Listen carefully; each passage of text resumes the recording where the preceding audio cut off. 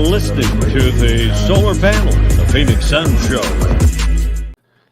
Good morning, everybody. Joining us for a Saturday morning Sun Solar Panel. Y'all know what time it is. It's time for our season preview show, and we're doing a Megapod. We are just en masse ready to talk about the Phoenix Suns entering their, is it 54th season or 55th? I think it's 54 this year. And let's see if this year is the one where they actually win the title.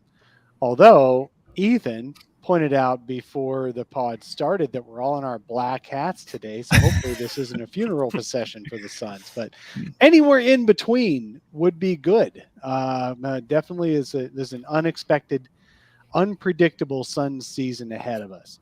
So joining me today on our solar panel, Sun Solar Panel on Saturday morning, is my regular partner, Zona Hoops. How you doing, Zona? Doing great. Basketball is back. I'm excited to talk about some actual basketball instead of all this other BS that's been going on this offseason. So excited to get back in the swing of things. Yeah, absolutely, man. And speaking of the swing of things, did you see that Jordan Poole took that punch last week and got an extra few $1 million for his extension? Yeah, Woj bomb, or was it Shams? I think it was a Draymond bomb on his face. Yeah, first it was a Dre bomb, and now it's a Woj bomb. Jordan Poole is going to be the richest, not quite max extension player at what, 140 million? I don't even know if that's possible. That's 35 million a year. Jeez. I guess that's assuming a much bigger cap. We'll talk about that in a little bit because that has an impact on Cameron Johnson. But let's finish introducing everybody on here. This is a Megapod. And you know how podcasters all like to talk with each other and hang out together because we don't want to do our own shows all the time. We want to do our own plus other people's shows. So I've got from the Suns Jam session, I've got Matthew Lissy joining us today. How you doing, Matthew? Good. Honored to be here. Really, seriously. Well, right, we're honored to have you, man. Right in the middle. Yeah. And his partner in crime, his partner for all they do the post-game shows after every Suns game, win or lose. Darth Voida, how's it going, man? Doing very well, Dave. And yeah, we even do them in the preseason. So if you want some real quality content, you could have watched our post-game preseason ones. Those were a real hoot. I tell you what. How many live stream watchers did you guys have? After we had like 60 games? or 70. Yeah. No, that's really good. It's great. That's actually really good. That's really good. Yeah, I was surprised. I was like, shout out to Suns fans for caring that much after, playing the Kings and losing to Ish Smith that everybody wants to come and talk about it. I mean. Oh, Ish. Ish has it in for the Suns. Even in the preseason. That son of an Ish. That son of an Ish. And also joining us, Into the Valley's lead podcaster. I'm going to call you the lead podcaster because I feel like you are the guy. Nothing against Philip and Ryan, but Ethan, you are the man. How are you doing, Ethan Shutt? I'm good. I love getting to be a part of this. It's fun listening to you all, but it's a lot of fun getting to actually talk to you all as well. So I'm pumped. Thank you for having me. All right, this is great. So we have several different pods represented here today. We almost had Fanning the Flames on the other pod on the Brightside Podcast Network, but everyone's out of town this weekend, but we're legit out of town, like not like fake out of town, but legit out of town. So why are they out of town? I want to ask that. Like, I wanted to dig deep too. It's not like Memorial Day weekend. It's not like Labor Day weekend. Like, how do they all end up out of town the same weekend? They're all in California, but doing different things, not even hanging out with each other. It's the weirdest thing I've ever heard. They all picked like the third Saturday in October to go on a California vacation. They're gearing up so much for the new season that they've got out of town right before the season starts, so they're never on vacation again and won't miss a podcast. See, I was thinking the opposite. They knew how much work it was to preview an entire season, and they were like, "Guys, I think this is the one. This is the week. We got to get out of here." Hey, I want to welcome new member. I believe you are a new member, Suns Fever 83. Good morning, and thank you for joining the Solar Panel Network. I really appreciate you being on. And everybody else who's out there.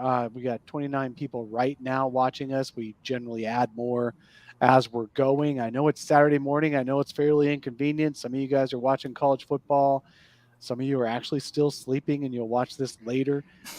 In fact, most of you. So I really appreciate the ones who do show up every Saturday morning. Coach, fallen founder, a regular guest on the show is in the chat. See Bucks DeBar, Sundress Dunks, Jam, Scott Lacey, all the regulars are out there. Good morning to all of you. And let's get going. Let's talk about our Phoenix Suns. We have what I would think is one of the most unpredictable seasons since I've covered the team, right? This is really, truly an unpredictable season coming up because I started covering the team that literally a month after Steve Nash was traded.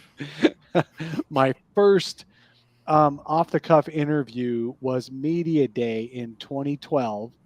When October of 2012, when the Suns had re-signed Goran Dragic.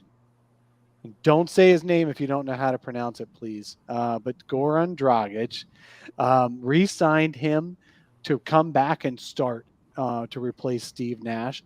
And I asked him, are you guys going to make the playoffs this year? What do you think? He's like, why not? Yeah, they won 25 games. No one thought they were going to make the playoffs.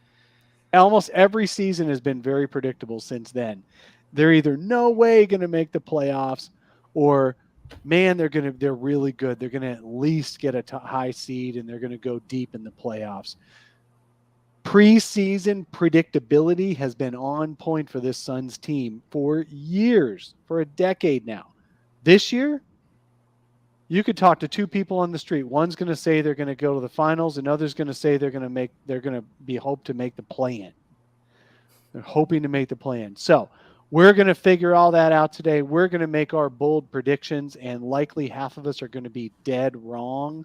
But definitely, let's first get us all caught up on the Suns. For those of you just now tuning in, for those of you who are not on with us every Saturday morning, let's do a state of the Suns just to get you all caught up. First of all, there's been some injuries in preseason. Did anybody notice that the top 9 players for the Phoenix Suns did not even suit up against the Sacramento Kings on Wednesday? And we only lost by a point. Yeah. Hey, it depends on who your top 9 are, I guess. But That's yes, a there strong were a lot of people missing. Oh, yeah, we'll talk about ranking the Suns in a little bit, but definitely, arguably, the top 9 players for the Phoenix Suns did not even suit up in Wednesday's preseason finale.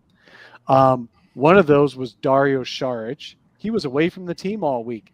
Raise your hand if you thought that was because he was told he was going to be traded. At least one person. Am I the only one? Yeah. You guys didn't think that? No. I believe it too. I Hey, honestly, I thought injury. I thought something happened and they didn't want us to know, and they didn't want other teams to know either. yeah. I thought he got a bad haircut and he didn't want to be seen on TV. Oh, I hope he doesn't cut his hair because that dude's got the worst cowlick of anyone I've seen in the NBA, man. So I love that he's got the Fabio hair going right now, and I want him to keep that hair. I'm just for his sake. Just for his sake. See, Bucks DeBar, thank you for also re-signing up to our YouTube channel. I very much appreciate it. I actually thought Dario was being set up for a trade with Jay Crowder also holding out. Those are a good pairing. You know, they add up to about $20 million. You could get yourself someone like a Harrison Barnes, who actually did not look very good in the Wednesday night game. But it actually turns out Dario was becoming a father. Congratulations, Dario Sharich. I'll bet that kid came out with the back of his hair standing straight up, the little hairs he's got. Because that's what happens when you have babies. Your worst attributes are you'll see in the baby first thing, and that's, I'm sure he's got the baby's got a huge cowlick on the back And a huge butt. and a huge. Well, if it's a boy, he's got a huge something, because that's how boys come out. But anyway, all right. So Dario becoming a dad, back with the team, was shooting around, totally healthy. We have to ask, though, is Dario even in the Suns rotation? But we'll get to that in a little bit. The next 3 ramping up, getting better, had suffered injuries during preseason, unfortunately. Cameron Johnson barely played this preseason. He strained his thumb. The Suns have kept guys out for shooting up to a hand month too. It's on like, his shooting hand. Of course.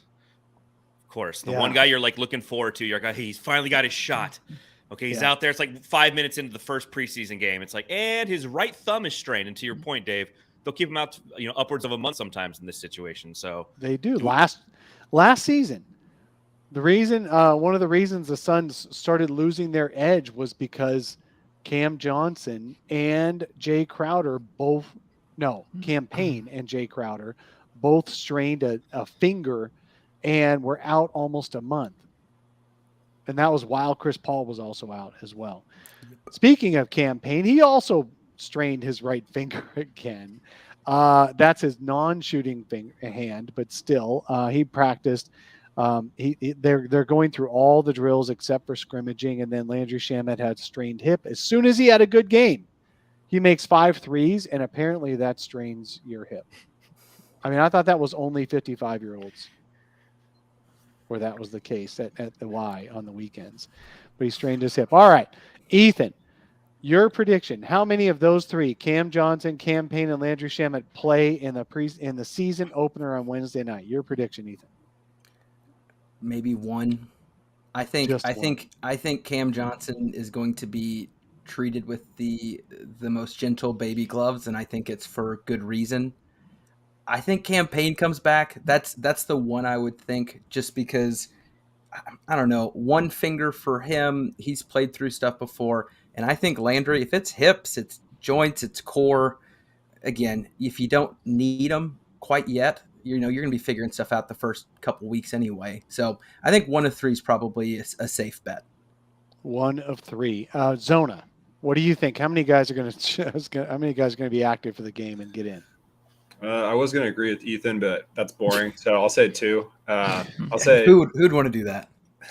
I'll say Cam Johnson's probably like you said, going to be treated, like a fragile, breakable box with, especially in his contract year. So they might just hold him out. But I think Shamet and Payne will come back, and with how much they love Shamet, it's going to be tough to keep him out much longer. Because find someone that loves you as much as Monty loves Landry Shamet. Monty's new love child just might be Jock Landale, but we can only hope. Same here. So we can only hope. All right, so I'm going to predict none. I'm going to say all three of those guys are going to hold out. They're going to be sat out because the Suns are going to want to have some excuses this time if they lose to Dallas. Yes. That's what I was going to say. Some live excuses, not random rumors afterwards that people played through being sick. I'd say 0. All right. Let's see. No sign of Jay Crowder yet. I actually low-key think Jay Crowder is going to come back all smiles this weekend to the team and show up and just say, hey, man, I'm a pro. I'm going to play out my contract, because people forget Jay Crowder's actually under contract for $10 million this year. If he does not show up starting in the regular season, guess who loses money? You don't get your paychecks. Or who? Yeah. You don't get your paychecks. Getting that Ben Simmons treatment. If you don't show up on opening night. I doubt it. All right. Zona, you don't think he's going to show up? You think he's going to sacrifice money? Yeah. I think he's just mentally gone at this point, and he's fine with that. I don't know. We'll see. I mean, it is a lot of money, but I just think, when you take it that far, and just there's things I've heard that I can't repeat from someone close to Jay, that I just don't think he's going to come back. Think he's burned some bridges. Wow, it's that bad, huh? It's on a personal level. It's not just wants an extension. Did he burn some bridges, or did he burn Mikal Bridges? Ooh, I think wordplay. They're on some good terms. Hopefully, I don't know. Yeah, he it's might have tough burned some because Suns bridges. You think about it like the Kevin Durant situation, right? Like Kevin Durant put himself out there this offseason saying, hey, I don't want to be here, trade me, and then the market dictates his value, right? Well, the market dictated that he was way too valuable for anybody to truly try to give up what the Nets wanted them to give up. So now Jay Crowder, way less on the totem pole, was kind of in the same boat, right? Like I don't want to be here anymore, trade me. And now the Suns are not going to just give him away for nothing. So they're trying to, test the market, see what his value is, and they're probably not getting the proper return. So it'll be interesting to see if Dave's low-key prediction is right, because how long does it go on? Is he going to sit out an entire season not making any money because he doesn't want to be a part of a team that he assisted to get to 64 wins one season and an NBA Finals the season before? It doesn't really look good on your character if that's the kind of thing you're doing, right? No, not at all. And I think, too, like, he wants to start. And it's like any team that we trade him to, he's going to have to start. It's just a weird situation. It's but see, the Suns have an opening at power forward because Cam Johnson's going to be out a month with a thumb injury. Yeah, and I heard that they're actually burning Cameron Johnson jerseys now in the street because we're just sick of his shit. Yeah, we're done. Sick of his injury. Like, they're burning. Here's your time to play, and you're hurt already. So burn the jerseys. Those brand new Sunburst jerseys. People are already burning them in the streets of Phoenix. Yeah. It's craziness. Can you think of any example, though, where a player not just asks for a trade, but the GM openly says they're not with the team, we're going to move them, and then releases a Hoops mixtape coming out party of his own trade value? And then on top of that, we're all, if you know Hoops, there's plenty of teams out there who would love a Jay Crowder. Mm-hmm. I can't imagine, even in the most optimistic setting, he comes back, because I think that would require him to tuck tail in a sense, and he does not seem like a tuck tail type of guy. And I also think that would require the Suns to have to do some backpedaling as well, which that seems far more likely. I just can't see it happening. I think these injuries have just made it clearer to Suns fans who maybe were okay with him moving to be like, oh crap, it's not just we're losing a talent, we're also sacrificing depth, because who used to be behind him is now him. And now who do we have behind Cam Johnson? Then things get a lot shakier.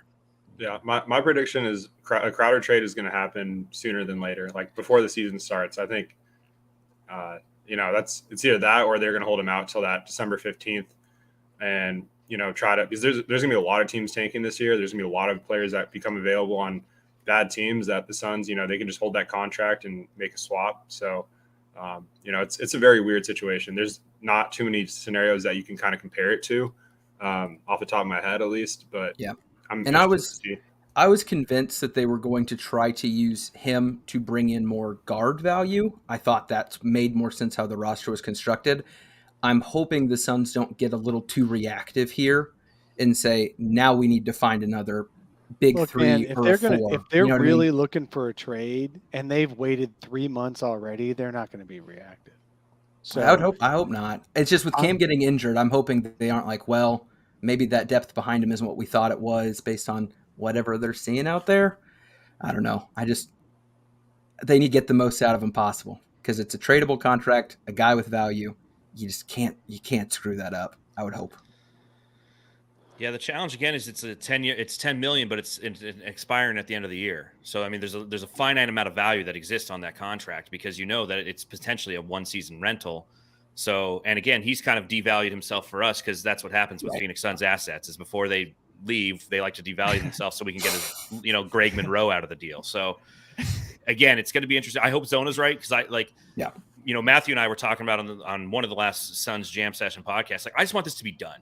Like, the Jay Crowder, I think we all want to put a bow on this and send him off to wherever. And thank you, Jay. Thank you for everything that you've done for the Phoenix Suns, what you've done and what you've meant to the rebuilding of this culture. Thank you. But this is another ugly chapter that we just need to kind of put behind us so we can truly understand what this roster is going to be. Because as we go through and we preview this season, this is the biggest question mark hanging over. We don't know what our depth, which is our biggest challenge, truly is, because Jay Crowder's still, hanging around watching his mixtape over and over again, just thinking he's like, wow, I'm amazing. It's a pretty good mixtape. It is. It's good. Like, you got to admit. He dropped some money on that one, so he might be okay sitting out a game or two. He's already shown how he's fine spending money on it. So, it's pretty obvious the Suns are trying to get as much as they can for Jay Crowder, and they like to do something for now and the future to replace him, because, they were talking to the Jazz about Bojan Bogdanovic, which would have been good for a 1-year rental, but they also insisted on Jared Vanderbilt. And then the Utah Jazz are like, we're not sending both guys to you. Right. So the Suns are definitely looking for some player for the future for them, but also starting caliber. And I think their standard is just high right now, and they're waiting to meet that price. There's a question, Ted Lubin, a regular, How real is KJ Martin for Crowder? Well, that's not really real. The Suns might be interested in Kenyon Martin Jr. of the Rockets, but he only makes $1 million a year. So it's not really a trade thing. It would be the Suns could acquire that guy because he's up for an extension coming into next summer. He's like one of those, he's going to be a restricted free agent. So the Suns might acquire him, but it wouldn't be in a Crowder trade. Crowder I trade love would that be fit, even by the way. I love KJ Martin in the Sun system. Sure. I think that'd be a great fit. But yeah, like you said, it would have to be a 3-way or something. Or just more separate. creative. I mean, the Suns might just acquire him for basically nothing or whatever. That's fine. Or a draft pick. I don't know about a first round draft pick, but certainly something. So you've got potential for the Suns to be acquiring players. What's weird is the Suns haven't done anything. So it'll just be interesting. I would not be shocked if everyone smiles and he shows up, but I would also be I'm not expecting anything like that to happen. It's just weird that they haven't traded him yet. And they basically did leave the door open on media day. Every single person was saying, look, man, he's doing his thing. Not goodbye, Jay, or anything like that. So we'll see. All right, let's move on to Cameron Johnson. Cameron Johnson, yes, let's assume he gets healthy at some point, that his thumb works again, and that he's playing basketball as a starter over the last couple of years. He's averaged about 16 points a game. He was fourth in last year's Sixth Man of the Year voting, coming off the bench. He projects to start this year. I just want to give you guys some context on the kind of money that Cam Johnson's camp is going to want. Yes, you've got the top end. You've got Jordan Poole. Oh, wait, you know what? I'm actually giving you guys some actual data here. Dang, stat me. Ooh. All right. So Shocking I did my every own time. research. So anyway, we've got the high end of Jordan Poole getting around $35 million a year. You've got Tyler Hero getting about $30 million a year, $32 million a year. Incredible. Guess what? Those guys didn't start either last year. And Cam Johnson and Tyler Hero got Sixth Man of the Year. He's going to start this year. Jordan Poole still isn't going to start because there's no way they're going to bench Klay Thompson, right? Unless they put him next to Klay and Steph in the same lineup with Jordan Poole. That's possible, but he's definitely not purely a starter in the near future for the Warriors. But then you've got a bunch of other guys who are around. If you believe in like the rankings, the offseason rankings, top 100, that kind of thing. I'm just using one of those as an example. Cam Johnson was ranked in the top 100 among the top 70 or so. I'm trying to look at the exact number. Yeah, 79 overall, Cam Johnson. There's guys right around Cam Johnson, even lower than Cam Johnson on that list, who are getting $25+ million a year. RJ Barrett, 10 spots behind Cam Johnson, $107 million over 4 years that could go to 120. Anthony Simons, 7 spots behind Cam Johnson, $100 million over 4 years. So what do you guys think? What's Cam Johnson's number either this weekend, because the deadline is Monday, or next summer in restricted free agent? We'll start with Matthew Lissy. What number per year is Cam Johnson? What a horrible one to get? go thrown to first. Yeah. This is Matthew's wheelhouse, by the way. Yeah, exactly. Numbers, you know. Numbers. No, it's all right. So Contracts. 20, 25, 18, 15. Give me your number. I'll just throw out, I think 25. I'm just joking. I have no idea. I'm going to say 18. Let's say 18.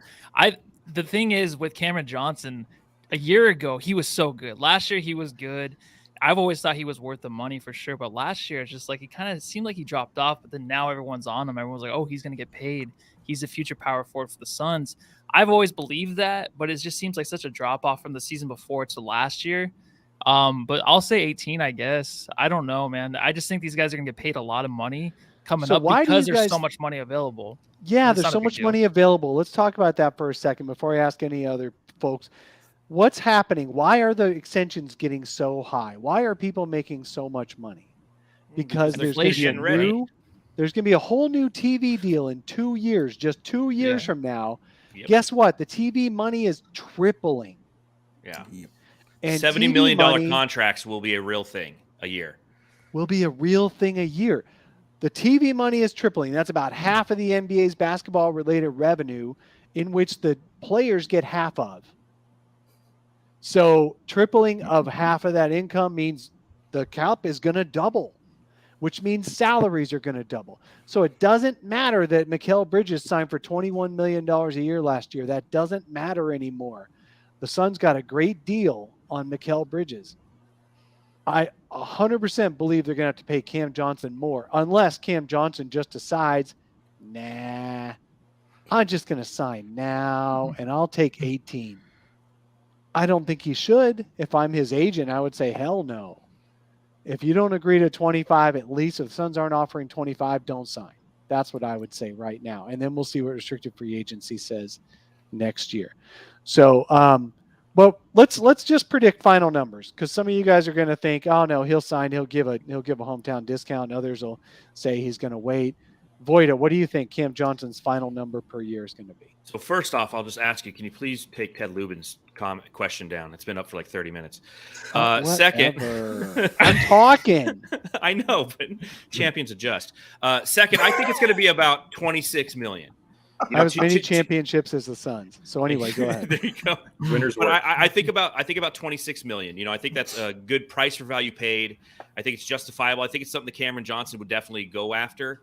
As you mentioned those numbers, when we talk about Tyler Hero and Jordan Poole, I think that, those franchises are banking on the fact that those guys are going to be part of their long-term success. And the Phoenix Suns are going to do the same with Cam Johnson, but he'll still always be the fourth option on this team. It'll be Devin Booker, DeAndre Ayton, Mikal Bridges, and then Cam Johnson. So, we talked about it last season when the Phoenix Suns signed the extension for Mikal Bridges, which ultimately was a 4-year, $90 million contract. That was a steal of a contract. To think that Cameron Johnson would make more money than Mikal Bridges, it's kind of asinine to think that. But then you remember, as we mentioned, when that TV deal kicks in, there's going to be a lot of very weird contracts and variations of value. Value is going to take time for the market to reset itself, and we'll truly know the value of players. Much akin to when was the last time it happened? Was it 16 when the TV deal happened, going into the 16-17 season? So I think so. You had people like Ryan Anderson making like $35 million. People are like, what's going on? Mac Biombo made $18 million a year. Yeah, which made no sense. So it's tough to truly gauge what the market value is going to be. I think it's $26 million a year over, over 4 years. And I think it'll be, like you said, it'll be done by Monday. I honestly believe that. You think it'll be done by Monday? I do. I don't think the Phoenix Suns, again, you never know what James Jones is going to do, but we just went through this whole, you also have the ownership situation. Yeah, true. So maybe not. Freedom of money. But forget that. You're predicting if the Suns had the authority to spend money, you're predicting he signs by Monday. Correct. All right, Ethan, 26. What do you think? All right. This is probably optimistic. So we had a whole episode about this a ways back, and I think the number we landed on Into the Valley of Phoenix Suns podcast. I'm sorry. I think it's on the Bright Side of the Sun podcast network, the Bright correct? Side podcast network, I think. Yeah. So I think our final answer then was 17 or 18 sounded good. I am at the point now, and maybe this is two connecting dots. I think if you go for that 21 number, him and Mikal are at the same point. After watching the Ayton situation, there's obviously some egos that are involved when it comes to numbers and money. The two of them have separated themselves together, hopefully for the long term. I think for Cam Johnson, 5th-year guy out of college, injury history already, we're more focused on hopefully his high ceiling than what his floor could be. 21 mil doesn't sound insane to me. And I totally understand the whole preamble of the cap, but it all comes back down to what hopefully we would all agree with. I don't think he's going to be one of your top 3 guys on a championship team. And if you're looking at percentage of the cap per minute, per impact, right, I'm just saying Booker's number is going to be massive. When Paul leaves, someone else is going to have to fill that spot with a big number. I think the Suns ownership has to be looking 2, 3, 4 years ahead. 2, 3, 4 years ahead is a doubled cap, though. Right. I'm just saying, do you not hope that we bring someone in that is better than Cam Johnson, who should also be eating that same cap? I'm just saying that if you give Cam Johnson $25 million a year, that's going to be worth about half the cap percentage in 2 years that it is today. That's all. Right, but every other team's doing that exact same thing with players of the same caliber. Everyone, the boats are floating for everybody. Do you guys see Jordan Poole being an all-star someday? Yeah. If he's on the Warriors and they're winning, then sure. No way. They'll have five players in next year. I was gonna say if Draymond's on-court impact, which is now more physical than it used to be, can be an all-star for averaging 9, 7, and 6. If you're on a winning team, you're playing big minutes and you're getting attention, they'll throw an all-star at anyone these days. I mean, I don't know. I think Poole is an overpay. I don't think we use that to justify another overpay. Because that's what Cam, he did with Hero. Hero was an overpay, which was a bad decision. Which was a horrible decision. Yeah. The Heat are fumbling, in my opinion, taking that exact cap space mentality and just throwing money around like it's 3 years from now. Their team is crunched financially. So, do you think Jordan Poole is an all-star for a different team than the Warriors? Yeah. I mean, an all-star period. So. I think with the Warriors, I mean, Donovan, could he put up Donovan Mitchell numbers on a similar Jazz team? Potentially, yes. I mean, you give him a rim protector, role players, and you say, "Hey, bud, your job is to get hot, be great on offense. Defensively, his floor is probably higher than Donovan's." I'm just saying, Bradley Beal's putting up empty numbers on horrible teams. He gets all-stars. I'll tell you what, I saw last week in a grainy video that Jordan Poole's defense is worse than anyone's in history. Hey, well, I mean, defense doesn't matter though when you're shooting like that, and if you're on the Warriors, when you're getting punched. Well, when you're getting blindsided, he didn't see it coming. Get those hands up, man! Oh, is that what you're talking about? Thanks, sorry, that went over my head. Yeah, sorry. Not going to be the last one of this pod. All right, I don't know. Maybe I'm too pessimistic. So you're saying what? What are you saying? I think 21's a good number. I think the value makes by sense. By Monday or next year? I mean, I would prefer by Monday. If there's ever a time to cut a deal to a guy who's 26 going into his one big contract, it's while he's kind of injured and you can offer him stability. What is going on Monday? Everything's happening Monday. Monday is the cutoff. Monday is the day before the regular season. And you know, so extensions. So rookie deal extensions cannot be negotiated after Monday. You have to wait until next summer, and it won't be an extension anymore. So that's the only. Now, veteran extensions can be negotiated throughout the year. For example, Jay Crowder, if he comes back to the team, he could play himself into an extension that could be agreed to at any point during the season. But rookie extensions have a deadline of Monday. Monday is also my 40th birthday. Oh, that's a pretty big day. Wow. Happy birthday. Well, are you doing anything for it? Are you going to get an extension from the Jam Session pod then? Yeah, we're looking to cash in on. He already takes 99.9% of everything. So. I was going to say something. Never mind. Zona. Let's let him vote on Cam Johnson. What's your prediction? Well, my first thought is that Mikal Bridges contract, which you already talked about, is incredible, and very happy we got him locked up when we did. And I think the sooner the better with re-signing Cam Johnson.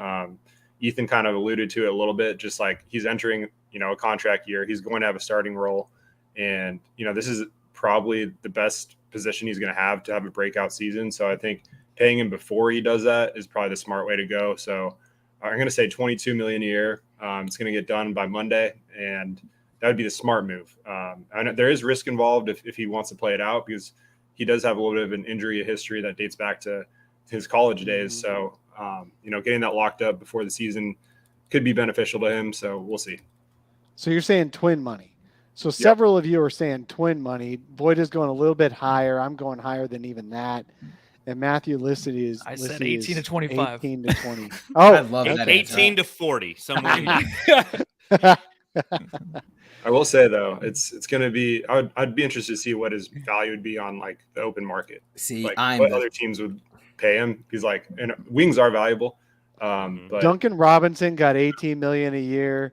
Bojan Bogdanovic himself got $19 million a year several years ago. Exactly. So, and basically Cam Johnson projects like a Bojan. And if he got 18, 19 million several years ago, there's another indicator. But you're right. Cam Johnson has injury issues, and he's got a twin. So maybe he'll just take twin money. 22 sounds great. It's close enough where he can make jokes at McHale about making more money, but not enough money to where he gets offended. You know what I mean? Like, he can handle that. It's like some team like the Pistons, like what's to stop them from just, sending him a massive contract just because they want someone that fits well with Cade and Ivy. I don't know. There's bad teams. You would fit with any of those dudes. Yeah, after Bojan expires next summer, so they're already ready. They're already spending that much money on that. Let's not let them hit the open market because there's a lot of stupid teams out there. If they don't extend them, does that become a distraction this season? Is that something we're going to have to be talking about all the time? Yep. I don't think so. I think Cam Johnson is mature enough, professional enough. God, that guy's so cerebral. He won't care. I mean, he won't make it. Ayton didn't bring it up. The whole world did. That's the problem. Well, that's what I'm saying. The world bring it up? Because I know that the Suns kind of got most of these guys from a national media standpoint. They got thrashed on the Jalen Smith, not extending him. Pretty much letting him go essentially for Torrey Craig. But now Jalen Smith's starting for the Pacers. I know the Pacers are the Pacers, but still, Pacers. How bad do we need Jalen Smith right now?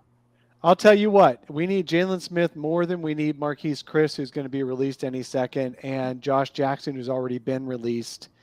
You definitely look, man, Jalen Smith's a better player than those guys, but you're still talking bottom of the barrel. I mean, come on. All right, he's a baby giraffe. I still stand by that.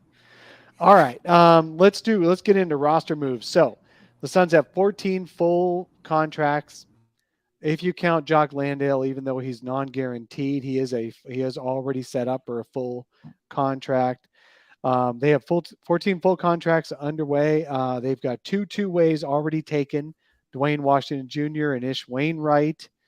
There are a couple of guys who are hoping to make the team. You've got Adonis Arms, who was signed but didn't even play Wednesday night. There's a rumor that he's angling to get a two-way with the Suns. He's from Phoenix, from the Phoenix area. That could be hopeful on his agent's part, or it could be something where the Suns are thinking about either swapping out Ish or giving Dwayne Wainwright, one of them, a regular contract. Who knows? But there's also guys being put out on the market. So, Voida, should the Suns sign Kemba Walker, who is now available and will likely sign for veteran minimum to join a team? No. Why? I don't see the benefit of it for this team. I think that, yes, we have the Cameron Payne kind of question mark. Is he going to be what we want him to be, what we need him to be, what he was in the bubble, what he was in the 2021 playoffs, that run? That's a big question mark. But behind him, you got Dwayne Washington Jr. And I know that the market has overcorrected itself. Everybody's high on, Dwayne Washington Jr. after he put up 31 points in a preseason game. He also had 11 turnovers. Remember that. But I don't but see on only 19 shots. Yeah. Well, it was impressive what he did offensively, but you're trying to have somebody who's trying to essentially facilitate the offense, and he was throwing it to the other. He was facilitating the opposition's offense more than he was our own. But I think that, Landry Shamet can fill in at point a little bit. I just don't see the benefit of bringing in a Kemba Walker because we already have Chris Paul. Like if you bring him in, you're like, well, it's good to bring in a veteran minimum guy who can, assist this team with some veteran leadership, yada, yada, yada. Kemba Walker is just not it. The Kemba Walker train sailed years ago. He's injury prone. I just don't see the benefit. I think there's other options out there that could solidify the depth of this lineup rather than adding another guard who is, walking around with a Walker. Kemba, I have a Walker. Kemba, I have a great Walker. drop for the pod, though. That's nice. And you know what? I'll just say, from my point of view, if you're worried about Chris Paul, injury-wise, size-wise, getting played off the floor defensively, all that, Kemba Walker is like times 1,000 version of that. Yep. All right, so let's talk now. Carmelo Anthony, still on the street. Still waiting to sign with somebody. Zona, what do you think, Carmelo Anthony?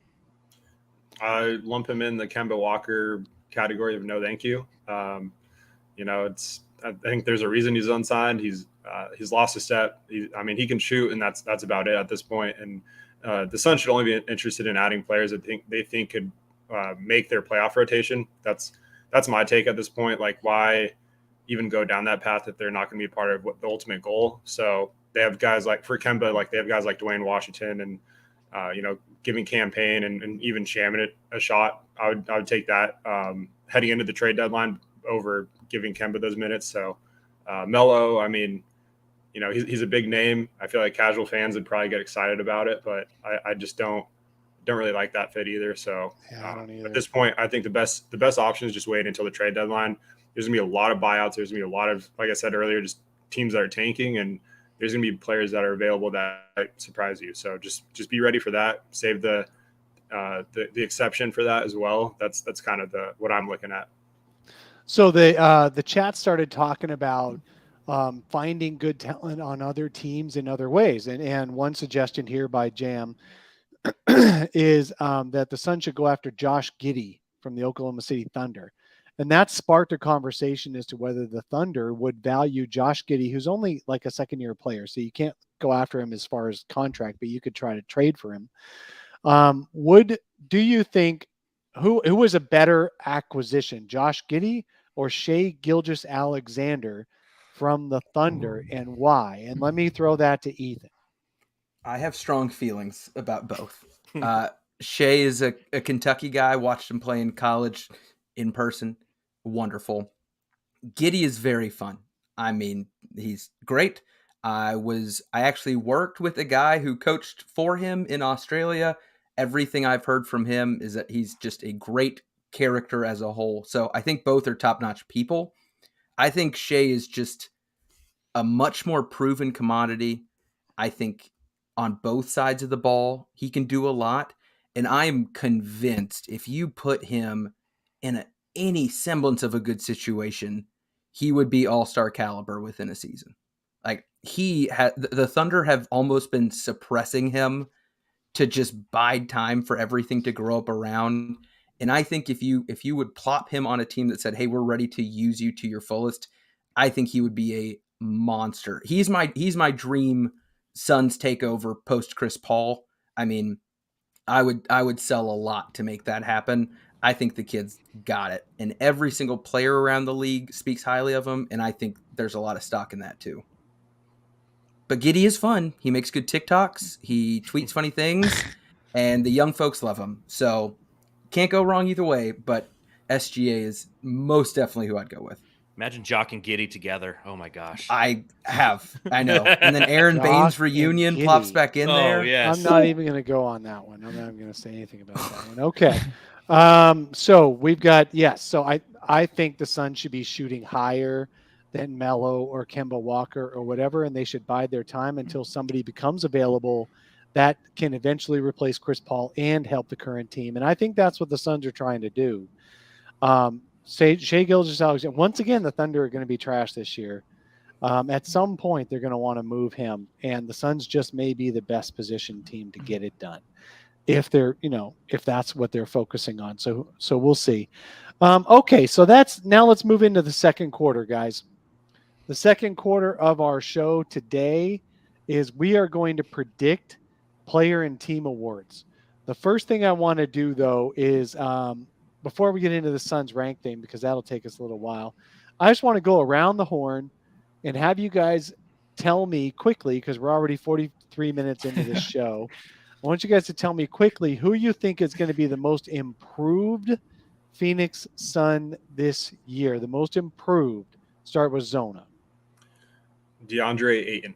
I think he's going to take a massive leap, and they're going to need every bit of it. And I think it all comes down to confidence with him. So, if he gets rolling early, I can see him having a massive season. So I'm all for it. I'm just going to throw that one out there. DeAndre Ayton. All right, Ethan, what do you say? Who's the most improved Sun this year? I'm going Landry Shamet, and I'll go ahead and start taking the booze from the crowd and the hate in the comments. You mean is going to improve so he can play? No, listen, I meant overall for the season. I will continue to absorb the hatred. I think there are some players that people really enjoy disliking, either because they're a different personality than maybe you might be. They're not exactly what you wanted. You don't justify the first impression, which for him was that contract. And so then we just pile on, right? That's fine. Defensively, end of the season, he showed that he absolutely deserves to be on the floor, which is huge. Offensively, I think the Suns and many NBA teams before have been trying to put a square peg in a round hole. I think, hopefully, if he is able to be put in situations that are more similar to what you saw at Wichita State, what you saw early on, I think you're going to say, oh crap, he can do those things, because he's not a catch the ball in the corner and shoot threes all game guy. I don't think he's got the mentality to do that. I don't think he has that ability. He needs to be given some leeway, a longer leash, and be able to create for others. Defensively, he's not a liability. So I think if he has those opportunities, he's the guy at the end of the season you might be like, I thought he sucked, and he is a contributor. And instead of last season where it's, hey, is he going to accidentally play some playoff minutes? It's like, yeah, he's in our top 10 guys for sure. And then you're like, is he that 7? Is he that 8? I don't know. But I think a lot of our guys have made pretty big leaps in the last 3 seasons. I think Zona's got the best guess when it comes to of the guys who have already made a leap, who can take another big step. But to answer this, I'm looking at a campaign, a Landry, someone who needs to take a couple steps to catch up, and I think he's the safest bet. All right, man. Voida, what do you say? Yeah, let Landry run the point. Am I right? Jeez. I'm all for it, man. Let it I happen. am all for it, too. I was going to go with what Zona said, so I don't want to be duplicitous, so I'll pick somebody else. I'll go with Jock Landale. Obviously this is going to be a little interesting for Suns fans considering we didn't see him all the time last year. So improved relative to what is really what you got to kind of ask yourself. But 4.9 points per game last year in 10.9 minutes played. I mean, the guy was efficient. That's about 16 points per 36. I think he's going to get a lot of opportunity. He's going to shoot better than 32% from beyond the arc, which is what he shot with the Spurs last season. Clearly the fan favorite. And I think Jock Landale is really he's going to be an important piece because we need him to be an important piece. And the opportunity will be there for him to do so. And I think he's going to take it by the reins and be more than a poor man's Frank Kaminsky, Dave. Hey, man, you know what? After the last game, I've actually started shifting into more like Frank Kaminsky is a poor man's Jock Landale. Yes. That's the right answer. Yeah. Yes. Or we can just shorten it to Frank Kaminsky is a poor man's Jock. Okay, Lizzie. Yes. Your turn. All right, so most improved this year. It should be DeAndre Ayton, but I'm going to go Devin Booker. I think we're going to see a scary level from him this year. That's going to scare the NBA because he's a top 10 player now, but I feel like people still don't fear him on the court. Like other opposing fans, when you watch him, there's just something missing. And I think he's going to fill that void. I think it's going to be scary this year with him. I'm not saying I don't think he'll win MVP, but it's going to be something that's just going to take him to the next level. So that's Devin Booker, dude. I'm excited to see him play this year. The most out of anybody. Yeah. You know what? That was going to be my guy too. So I'm going to go ahead and say it as well. I think if the Suns are going to win a championship, you've got to have a clear, at least in that season, top 5 to 7 player. You can't win a championship with dudes who are in the teens and 20s as far as talent, because the other team's always going to have one of them that you can't stop. Booker needs to become the guy the other team cannot stop. Yep. I have a question then for both of you. And I think that's the next step for them to win a title as well. But, the Suns won 64 games last year and he was the best player on that team and he wasn't really close to winning MVP. So what do you guys think? Fourth. I know, but that's still, he was not like, let's be real. He was not like a front runner to win MVP. Like, I'm talking playoffs. So I know. I'm saying though, what do you think it would take for him to take that leap to actually win an MVP? Win an MVP, Yeah. Like stats wise. I want Finals MVP.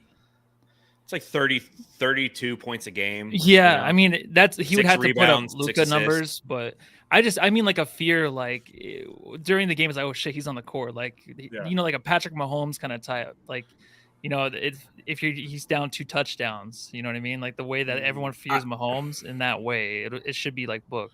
He needs to take advantage of how the game's played. I think a lot of the reasons people get scared of a Luka or a Harden in his prime is that guy knows how to take advantage of the system. Yeah. He's getting 8-10 free throws a game and not only punishing you in terms of the buckets, but also what it's doing to the other team. I think that's the key. I think him getting more aggressive, getting more free throws, That's the one stat I'm hoping for. And again, what was he at? 26, 27, something like that? Like, yeah, a couple more trips to the free throw line for a 93% free throw shooter. He's hitting that 30 number. I don't foresee the assists going down with Paul's minutes hopefully going down. I think they need to go up a little bit. Mhm. Right. I mean, yep. Well, plus he extended his contract with the Kardashians for one more year. So he has the one more year. He almost got let go last year. So he has the one more year with the Kardashians. And I'm sure that's going to help him. He almost got He let has to go prove by himself. the Kardashians. Yeah. Yep, that's true. Okay, next we got to keep moving on this, or we'll be here till noon. Okay. Most disappointing. We're going to reverse order this time. We're going to say, starting with Matthew, who's going to be the most disappointing Phoenix Sun this year? This is actually tough.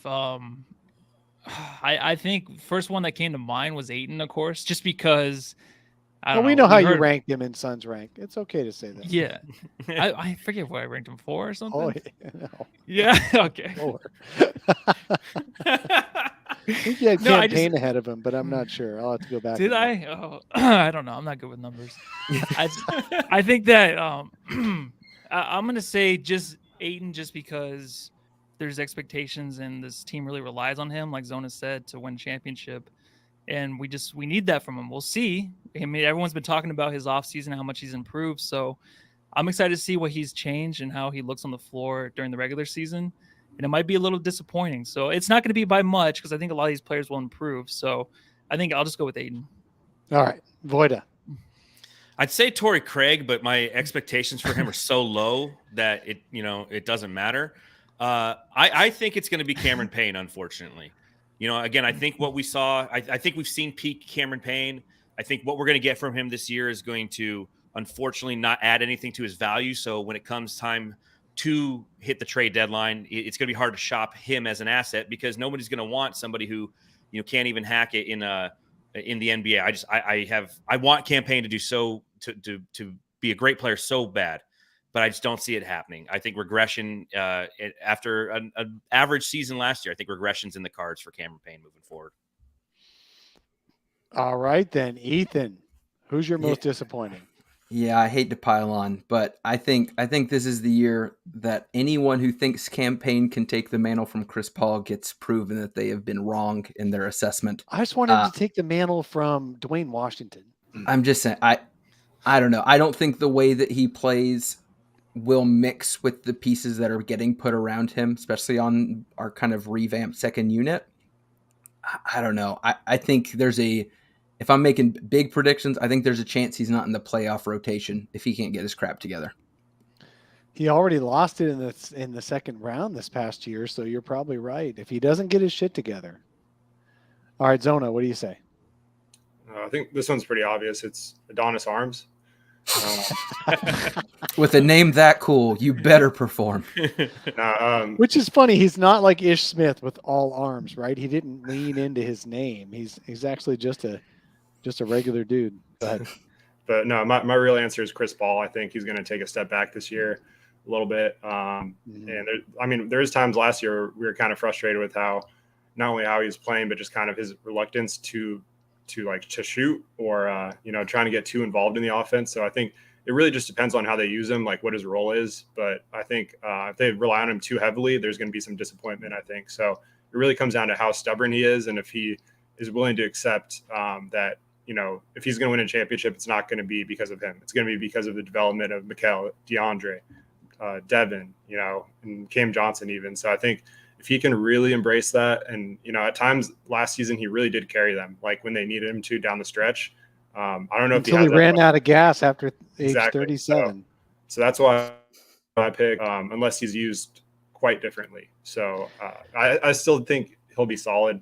This is just there's not a lot of great options for this question, to be honest. So there's unfortunately there's a lot of great options for this question because I think there's a lot of worry. Are low on some of them already for me, so that's why it's a tough question. But so that part, I'm sitting here and thinking Mikal could be disappointing, Cam Johnson could be disappointing, DA could be disappointing, Devin Booker could be disappointing. Everybody could be disappointing. I feel like I'm at a blackjack table, by the way, in Vegas. And the dude ahead of me gets my card every freaking time. I was gonna say Chris Paul as well. Chris Paul, the problem with Chris Paul is he won 4 playoff games as a 36-year-old and then disappeared after his 37th birthday. I don't know what the hell happened on his 37th birthday, but I hope he doesn't turn 38 this year. Let's just hold off on the birthday celebration until after the playoffs. I'm just going to stay. I'm going to have to stay with Chris. My biggest worry of the whole season is Chris Paul. Now, he might still lead the league in assists just because he knows how to get them and he knows where his guys are. And this is the 3rd year in a row they've got the same group of guys basically. So he'll do that, but I think his minutes will and should be down, and his impact on the game will and should be down. And then come playoff time, we'll see what happens. But I think it's probably going to be him too. Okay, next one. Deep bench guy. Fan favorite. Doesn't get enough minutes. Why don't they play this guy enough? Deep bench guy. We're going to go rando this time. We're going to start with Ethan. I think Damian Lee is going to surprise some folks, but I think Josh Okogie is going to be my guy.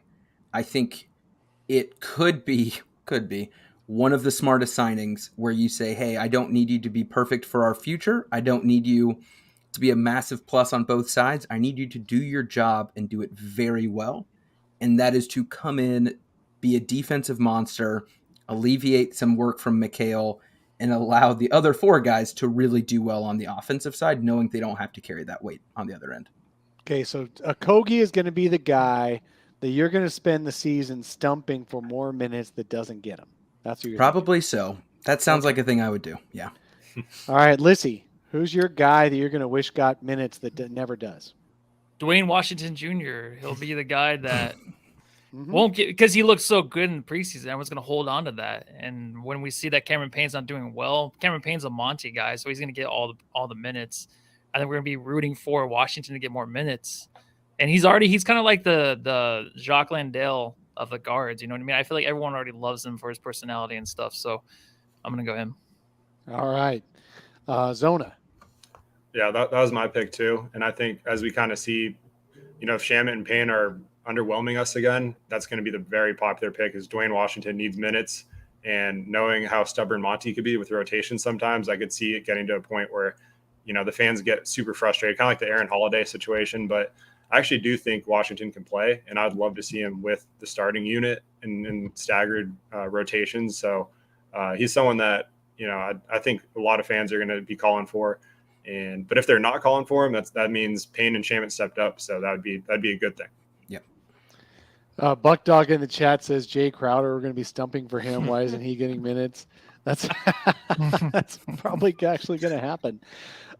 Yeah, I'm going to go. Wait, have I gotten everybody? No, Lissy, did you? John, you John's did. gotta go. Joyda. You missed The other one. It's okay. I mixed you guys That up. one. You guys are so similar. Oh, We're exactly the same. Exactly. Yeah, it's like it's the most boring podcast to watch because it's like 2 guys just talking to each other. It's like a guy. It's a guy talking to a mirror for the entire podcast. And we're both bald now too. So Yeah, we Who's shave our heads. All right, who's your guy you're going to be stumping for minutes for? I mean, you guys nailed it with the Dwayne Washington simply because he's this year's Aaron Holiday. The fact that we were calling for Aaron Holiday in the playoffs last year just goes to show you how insane we are as Suns fans. Thank you. That one frustrated me so much. Oh, it's just like, it's because, you have those fleeting moments of success and you're like, oh, well, that's replicable in the playoffs for 30 minutes a game. Like, it's just not. I like the Josh Okogie pick. That's probably who I was going to go with, but seeing as that's already been taken, I like Damian Lee. I'm really excited to see what he brings to this team this season. He can shoot the 3 a little bit. He plays some defense. He's got some physicality to him. And I think he's going to be one of those guys. It's just, there's not going to be enough minutes to get him in there unless some people are not playing successfully. And again, it's like, it's going to take 2 months for Monty Williams to go, you know what? I don't think they're going to play successfully, but still I'll give Elie Okobo minutes. Javon Carter. Yeah. All right, man. I'm going for Adonis Arms. People are going to be so desperate. Everyone's going to have played. There's going to be injuries on the team. We're going to have seen all these dudes get on the court. And so the only guy left who won't have gotten minutes because he'll be on some kind of 2-way or something like that will be Adonis Arms. And we're going to be begging, why don't we give him a chance? He could save the season. That's my vote. I'm surprised nobody said Ish Wainwright because I feel like he's a fan favorite, but I know that Monty doesn't like him, and he's not really good either. He's not a player. Yeah, I mean, Sorry, he's great. Ish. Like the Cardinals could use him. Yeah.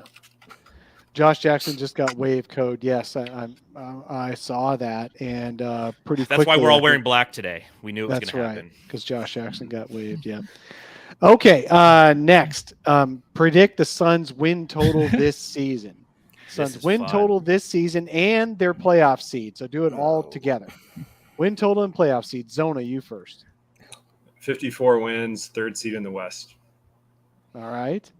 Ethan.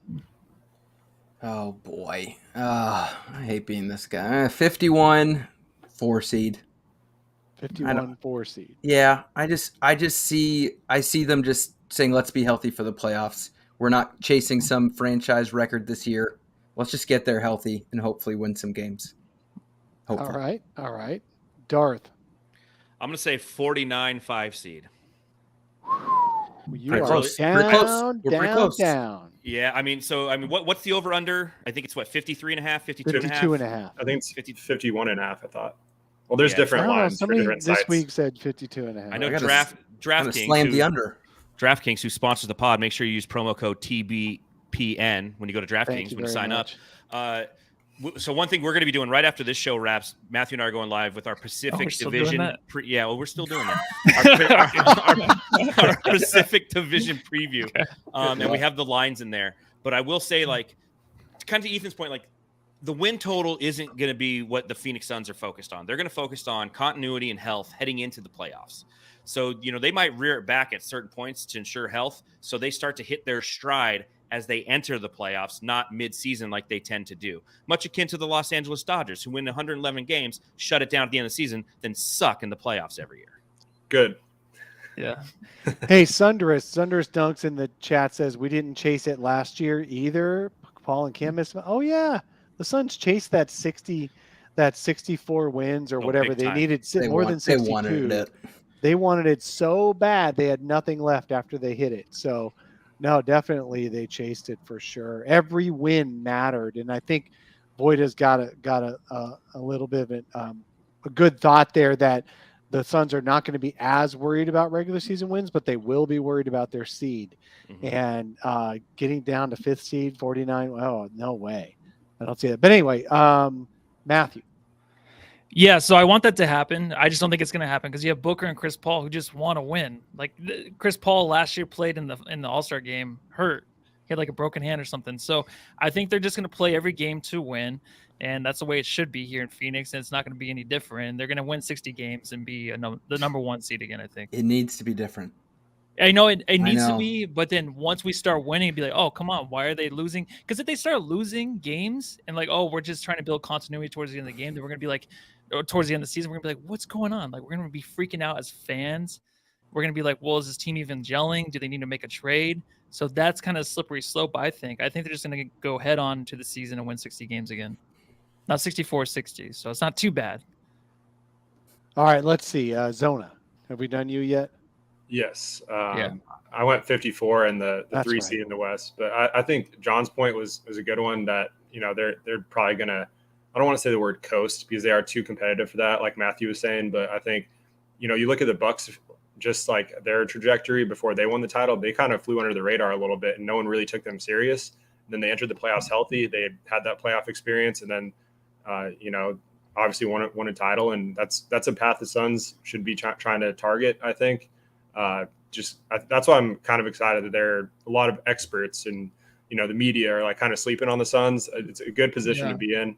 And especially come playoff time, if you're healthy and you get hot at the right time, anything can happen. So I don't really care too much about the regular season to be missed other than the development of our guys.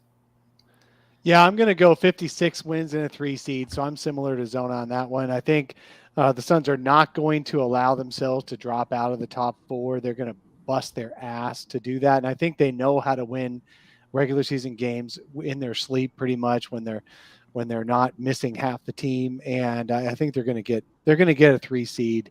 The thing is, nobody's going to trust them, including themselves, until the playoffs. And then once the playoffs hit, then it's going to be, who are these Suns now? Are they the new version of the Utah Jazz? Mm-hmm. Or are they going to actually be more like the Bucks? Now, people forget The Suns had so much success in that first year, going all the way to the finals.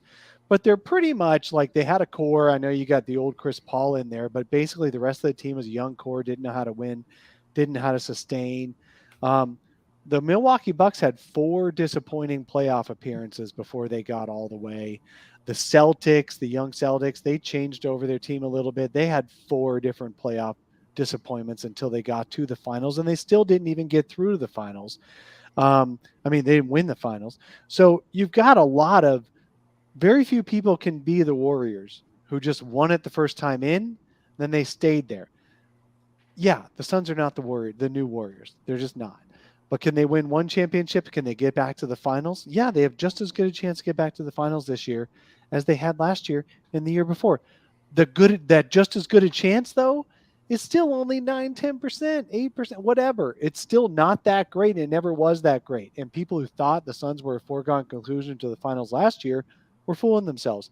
Every year, it's about how you play in the playoffs. Are you at the peak of your game like they were in 2021? Yes. Are you not at the peak of your game and you're just lost your edge? That's 2022. We won't know until then. But in the meantime, I say they get the 3rd seed. I will say one thing. One last point there, and this kind of goes against my 49 win total. But to Zona's point, but to Zona's point earlier, there's going to be a lot of teams tanking this year, so you might get about 4 or 5 wins. So I was wrong.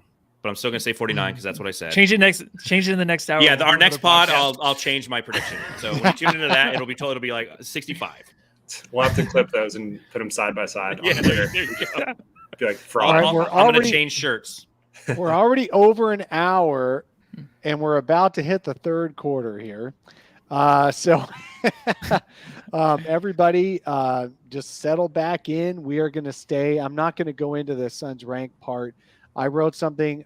We all contributed to something on brightsideofthesun.com, and I published it this morning. If you go to our website, we all ranked the Suns players 1 to 18. A couple of interesting things, and it talks about the Suns' depth, and we can even cover this next week on the pod if you want to, Zona. But there really isn't a consensus on who the Suns' even second best player is anymore, although there's very much a consensus on who the top 4 is. There's really not like who's second, who's third, who's fourth. And then there's a big drop off after Jay Crowder, who may not even be with the team. So you've got a starting lineup that's really good, and then you've got a bench that's really skeptical. We'll see how these Suns are, and we'll find out in the first week. But let's move into the 3rd quarter. Let's look around the rest of the West. And now we're going to do a round table on who do you think.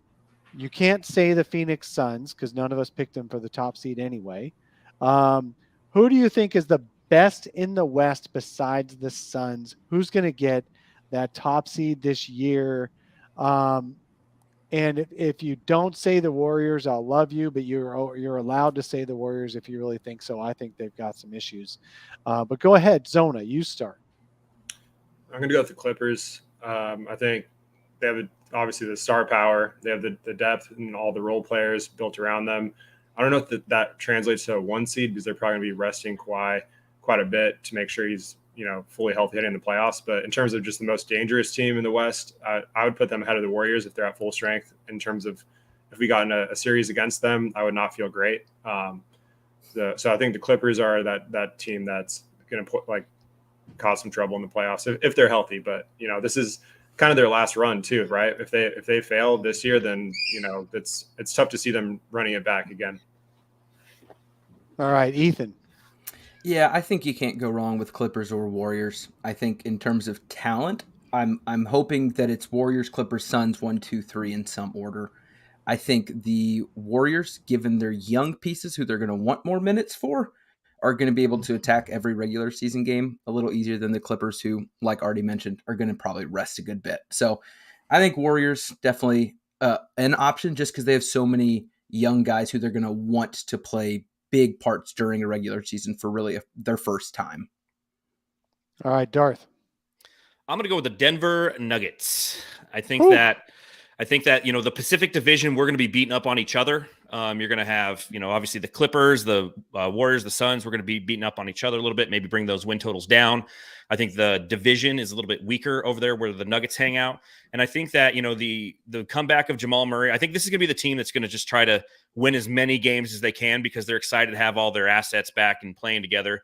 And I predict them winning the West, but much akin to the Suns last year, spending too much energy to do so and not being successful in the playoffs. All right, Lissy, what do you think? Who's the best in the West? Memphis. Well, Suns are going to be number one, but I think Memphis is a close one. They are definitely a team that's going to play every night. They're going to be really tough to beat. They want to win every game. They think their shit doesn't stink in the West. They think they're the next one up. So I think they're going to be a top seed in the NBA or in the West. The Warriors are fun to pick just because Steph, I think, is trying to outlast LeBron and try to prove that he's actually the better player than LeBron. So I think the regular season might mean more to him and that team. But the Clippers, the Warriors, and some of these other teams in the West, they don't care about the regular season. But I think Memphis is a team where they're just like, oh, yeah, we're going to win every game this year. See, I think when it comes to the Warriors, I'm more less Steph, more Moody, Kuminga, Wiseman, Poole, showing that he earned, they've got a bunch of young guys who they can probably give more minutes maybe than what we would expect while keeping a Curry, Draymond, what a joke, etc. well rested. But they've got 9-10 guys who could probably compete with about anyone. But I agree. I think Memphis is interesting for sure. All right, I'm actually gonna go with the Clippers as well. They've got enough good players that they're just going to win games, whether Kawhi rests or not, whether Paul George rests or not. They have in the last couple of years. They're going to continue to win games. They're in the playoffs. They're going to be the most dangerous team if Kawhi is peak Kawhi. If he's not, then obviously anybody's beatable. But I do think they're going to be the most dangerous. Let's jump to and big props to Suns Jam. Our member on here, new member on the YouTube. We've added 3 new members on the channel today, so thank you so much for joining. That's really your 3 guests. We all subscribed while we were here. Let's predict, since you guys kind of already went into who's going to be surprisingly good by picking your number ones. Tell me which team is going to be surprisingly bad. People are predicting them to have a good year, and they're just not, and for whatever reason. So which team do you think everyone's overrating? There's no way that team just doesn't have it. Start with you, Lissy. I think it's the Nuggets, and I think a lot of people are really, they're on them this year, and it makes sense, I guess, but they just have to stay healthy. They're on their Nuggets. Yes. Yeah, they really are, dude. They're hanging on by a thread. I think that they seriously have an issue with MPJ. MPJ is might be one of the most overrated players, just because kind of like a Cameron Johnson, where you've seen it kind of, but you don't know yet if it's really fully there or it's going to ever be there. I think MPJ is that player where you don't know what to expect. There's something there. He was the best player to come out of the draft, supposedly, by every other player, but there's a lot hanging on his shoulders. Prospect, and I don't know. Yeah. I don't know if he can be that guy. So I'm going to go Nuggets because a lot of people pick him as a number 1 seed, a number 2 seed this year. A lot of weirdos picking them as a number 1 totally seed. Speaking of that, let's go to Voida. Well, who do you think is going to be the most disappointing team this year? It's going to be a spite pick. I think the Memphis Grizzlies. Okay. Hey, I think that they're going to be playing too hard. Everyone's going to get injured, and no one's going to be able to make a shot on the team. How about that, Lucy? Huh? You like them apples? I know. JJJ's already hurt. He's already out for a month. JJJ's already hurt at least a month. It's a foot thing with a 7-footer. I know. Yeah, exactly. Good. Yeah, he blocks can win without him.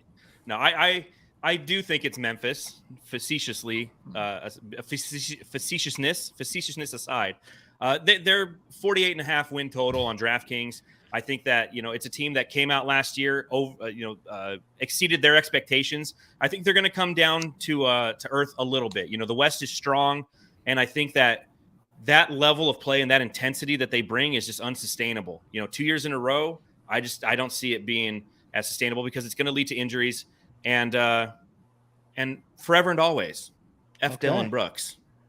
Yes, I exactly. can't F. stand Dylan Brooks. Most punchable face in the NBA. He is angling for an extension as well with the Grizzlies, and they've already extended like every other guy in their rotation besides him. Take a hint, bro. Yeah. All right, Ethan Shutt. My first thought was Pelicans. I think there's a whole lot of hype around him as the dark horse. To a lot of moving parts, I don't quite get it. But my conclusion was the Mavs, and that could be weird. Yeah. But that's a good one. I think they did a lot. The Mavs somehow got worse. Right. So intentionally that's worse. my thing. What they did to improve their roster, in my opinion, was put people around Luka that don't make sense. I also think Jalen Brunson, as much as we like to kind of meme the contract, I don't think we should make fun of the value. And so I could see the Mavs being in a 7 or 8 seed in the West, an injury away from slipping out of the playoffs. I don't think it makes sense what they're trying to do. I think Luka is a talent that surpasses bad roster building. And so, yeah, they'll probably still make the playoffs. But if you saw the playoffs last year, you're thinking, oh, maybe they're a top 3 seed. And I think they're far from it. Yeah, man, you guys have made some good predictions. Zona, what do you think? Who's going to be the disappointing team? So I see a lot of Lakers in the chat, and how that answer doesn't make sense because I think they're already pretty disappointing as they are. So that's not my pick. I think they're going to be a play-in team again, if that. So my pick's I agree with Ethan. It's the Mavs, and it's not just because I'm salty at what happened last postseason. I'm completely over that kind of. But I think Dallas, just the lack of shot creation, they're going to be relying on Luka a lot. Losing Brunson will hurt them.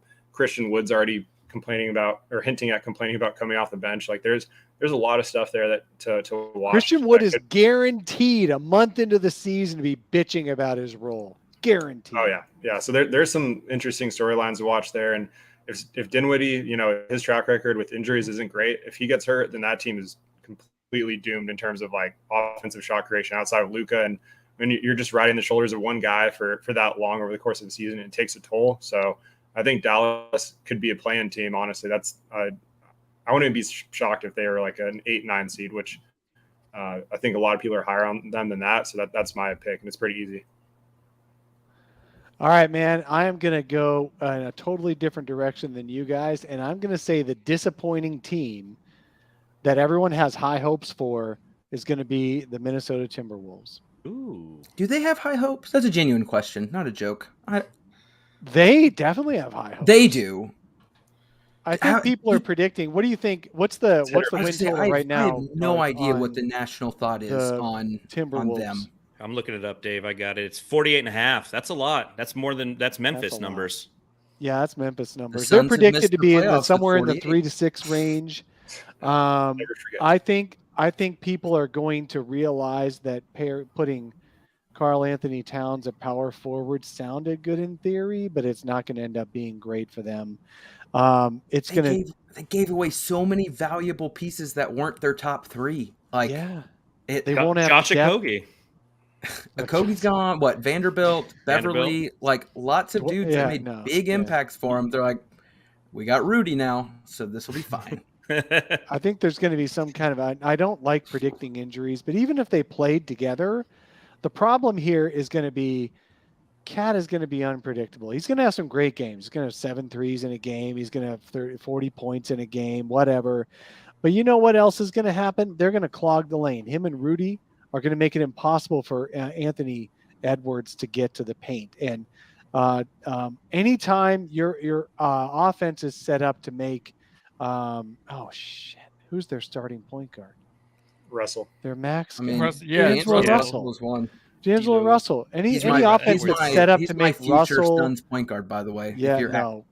I don't want it to happen, but somehow life works like that. That dude walks himself into contested twos constantly. Yes, he does.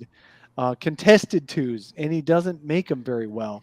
And this offense is going to entice him to be even more of a contested two taker because Gobert and Cat are going to be clogging the lane. So Anthony Edwards is not going to have as good a season as people are hoping. So I think they're going to be frustratingly disappointing. They'll still probably get 45, 46 wins, but they're not going to be like this shooting star team that some people are hoping for. So there's my prediction on disappointment. Okay, we are at hour 20 in. We are entering the fourth quarter here. We're going to preview the opening week, and I'm going to get you guys to predict what's going to happen this week. The Suns host Dallas on Wednesday night.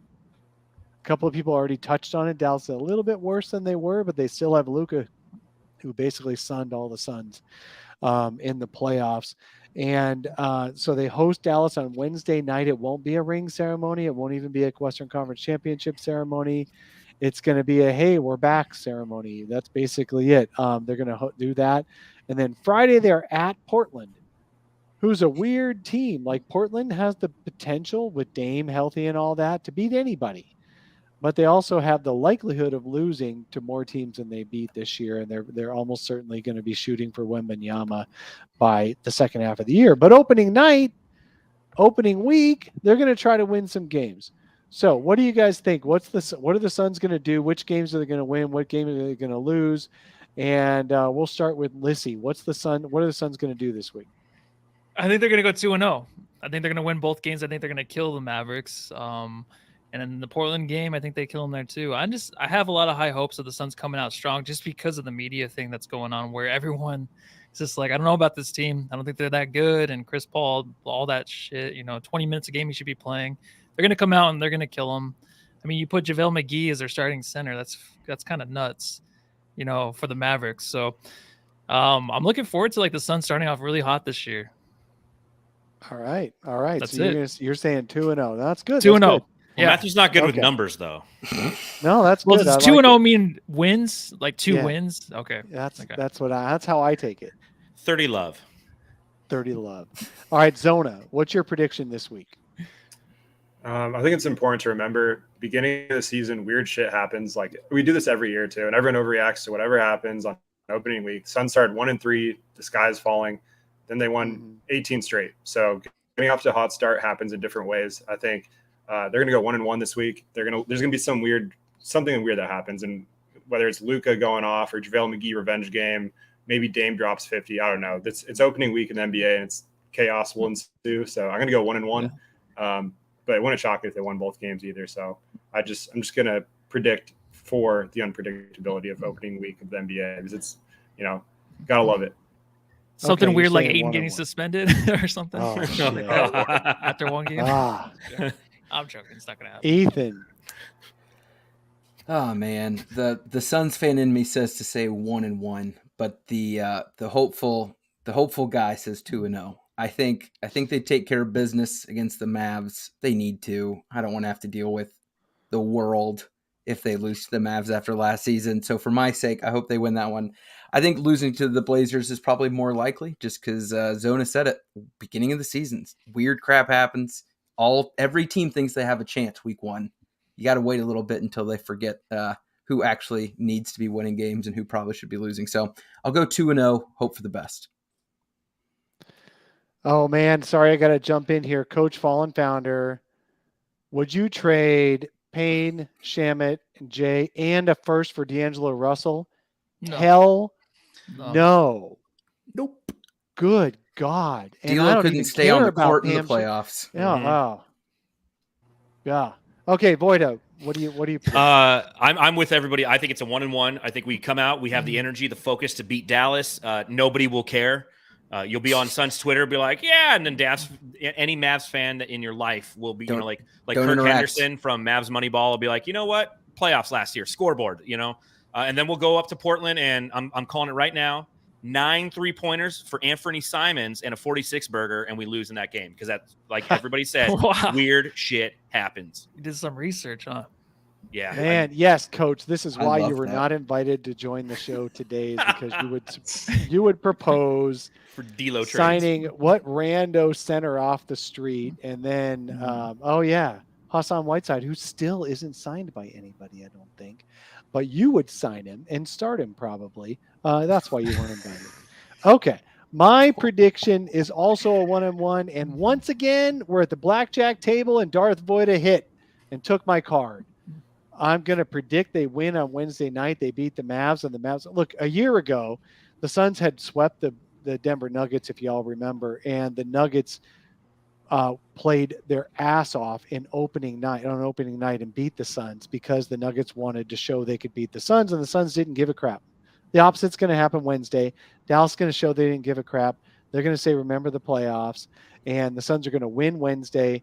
Then they're going to have a letdown Friday against Portland. They're just going to have a letdown. They're going to assume they're going to win against Portland, and someone's going to get a 40-burger. It's probably Jason Hart. I'm going to predict Jason Hart. Just I think his name's Josh Hart. So is it? It's going to be really hard for Jason Hart. Jason's out of the league, isn't he now? They were both in the league, so it's Josh. Mm-hmm. Okay. Anyway, some dude named Hart is going to score. It's going to rip our hearts out. Is going to rip the Suns' heart out. And but no, the Suns are going to win opening night and they're going to lose on Friday. That's my prediction. All right, folks, tell us where we can find you around the web. And obviously you guys are previewing something you're about to do. Let's start with Lissy. What are you doing? What am I doing? Well, you can find me at Matthew Lissy on Twitter. I usually send out tweets that no one likes. We're doing a Pacific Division preview coming up and a little fun game after that. All right. At Suns Jam. Darth Voida, where can we find you? Same with Matthew at Darth Voida. You can follow the pod at Suns Jam on Instagram, Twitter, and TikTok. That's right. TikTok for the youngins out there. And yeah, it's literally like 10:30. We're going live on our YouTube channel. So if you want to pop over there, we're doing our Pacific Division preview and a game called Are We Sure? Where we question a lot of things about the Phoenix Suns upcoming season as we prepare for our jamming episode. Devin Booker is still dating a Kardashian. All right, let me write that down. Is that one of your questions? Are we sure he's not a lizard now? Yeah. There we go. Done. Yeah. Ethan. But thanks for having us on. We appreciate it, Dave. Yeah, no problem. You can find me at Ethan Shutt, but find the podcast at The Valley PHX. We still kind of feel like the new kids at school, hanging out with all of you guys. And so I know we hit our year mark. So if you are listening and you like all the stuff these guys are talking about and listen all the times, we'd ask that you swing by, give us a shot. We're recording Monday night, I believe. New episode, kind of just doing what we did today, previewing the season. But I guarantee you it will not be an hour and a half. And it'll be with two really, really good co-hosts you've got. I like them. With Philip and Ryan. So good job. That's the Into the Valley podcast. They're on the Brightside Podcast Network right next to Fanning the Flames. They trade off on their releases. And so you get different takes. It's a really good balance because you've got the takes of the Fanning the Flame guys totally different than the takes of the Into the Valley guys, all about the same team. That's what I love about it. Zona, tell us where we can find you. Yeah, there's no shortage of great Suns content out there. So make sure you go check out both these guys' podcasts. You can find me at ZonaHoops_ on Twitter, occasionally tweeting things, brightsideofthesun.com and zonahoops.com. And give me a follow on Instagram. I just got a Zona_hoops. Just going to throw that out there. Going to start trying to post on there a little more often. Try to diversify my portfolio of Zona Hoops a little bit. So. Hey, Code, I know she's a Jenner, but it's all the same blood, man. It's all Kardashian blood. So, yeah. Okay. So you can find me. My name is Dave King. My name is Dave King. You can find me on Twitter at Dave King NBA.